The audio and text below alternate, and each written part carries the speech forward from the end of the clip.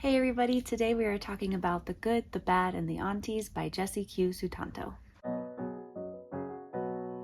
This is the third book of the trilogy of the Aunties series. Each one of these books has had us go through a bunch of crazy antics involving the Aunties and our main character, Medi.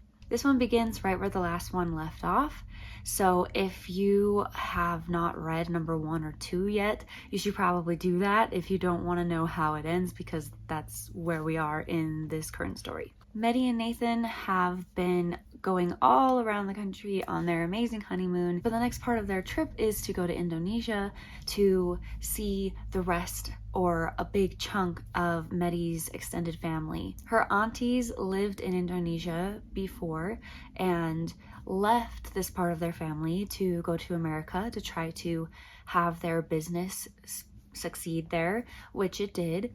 And meanwhile, the family that was left in Indonesia was also doing really well. There are about 4 families all staying in the same home. So there's a couple of aunts and a bunch of cousins that are living there. And Medi's just really excited for Nathan to meet all of her extended family from Indonesia. So I'm assuming that you have already read the other 2 if you are watching this video about the third one, and so you'll know that these books are known for having just a bunch of crazy things happen involving the aunties. And I will say that I think this one is probably the most tame in terms of it's just one thing after another. This one does do that. It follows the same similar vibes as like the first 2, when there's like some crisis that happens and then they have to figure out how to fix it. That of course is gonna happen in here. And the difference though is, I think the first one is probably the most crazy in terms of just this happens and then they try to fix it, but then this goes wrong and then this goes wrong. In this one, it's more centered around one big thing that happens. At the very beginning of the book, it is for Chinese New Year that they are going to celebrate, and there are these red envelopes, of course, that they are passing out to all the kids, and Nathan and Medi are able to help pass those out now that they are a married couple. And an envelope that gets passed out, some of these envelopes were gifted to the family from, his name in the book is Abraham Lincoln, and he is very much in love with second aunt, and so he comes and he gives a bunch of the red envelopes to her family, to all the kids. One of the envelopes that was supposed to be not mixed in there was mixed in there on accident, and it was actually a title deed for some land that he is supposed to be giving to a woman whose name is Julia Child. And when he realizes that that one accidentally got mixed up with all the other envelopes, he comes to their family and tries to explain, and it makes Medi really concerned. She thinks, oh no, because it makes it sound like they are, like, Abe and Julia are a part of like a mafia or some kind of bad group of power. And so she doesn't feel good about this at all. She's worried because they keep insisting, no, we're good business, we're good business people, we follow the law, we're law-abiding citizens and business people, and there's nothing fishy going on, but if I don't get that title deed back, there might be trouble. They're not being super upfront with it, and it makes Medi feel like they're lying and that they really are bad news.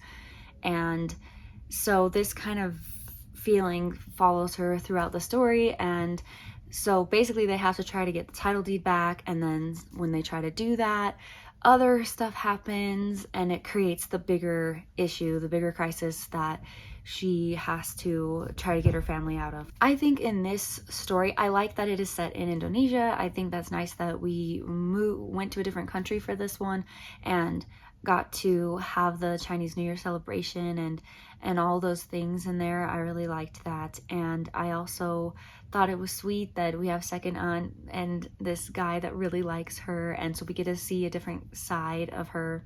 And it seems like the aunties are a lot, like, even though they still have that kind of like, I'm annoyed at this like sister rivalries and stuff was still going on between the aunties, but it wasn't so much as it was in the other books.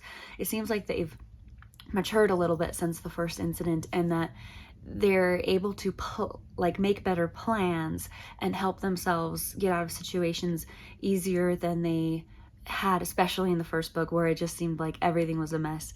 But since they've had the experience of the first book and the second book of the things that happened in those two books, it seems like it has helped them to prepare better and to come up with ways to solve their problems in a safer, easier way. Even though they're not completely safe in all parts of this book, there is that danger element. There is this element that like Medi feels like she has to do something to protect her entire family, including her now husband, Nathan. And so there are stakes. And I feel like when I was reading it, to me, it felt like the stakes were not as high as they were in the other books. And it feels like it was easier to come to a solution in this one. That she was able to come up with a plan, that all the aunties were able to come up with a plan that actually seemed pretty sound compared to the ways they came up with solutions in the other books.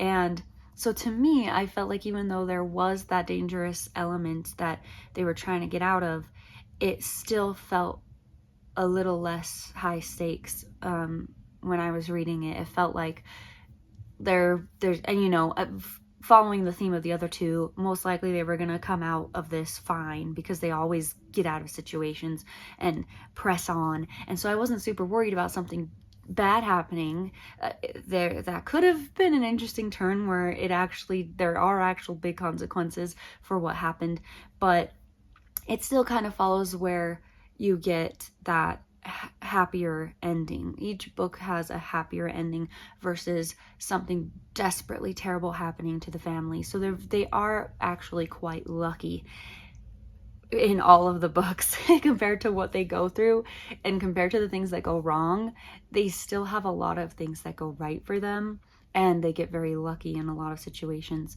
Overall, I think if I were to rate the three, I think number one, Dial for Aunties, is still my favorite because it was just so ridiculously crazy. Like, one thing happens, she turns to her aunties for help. They don't really know how to help in a way that makes sense, and so it makes things worse. And then just as they're about to think that things are going to be okay, something else happens and it screws everything up. And it was just like every single page you were like, what's going to go wrong now? And it just made it just so like fun to read. The second one, I felt the plot, just the whole idea of like having the mafia be a theme in it. I was kind of like, I felt like it was harder for me to believe that was a thing that someone could be worried about happening to them. And so that one I felt like is probably my least favorite of the three.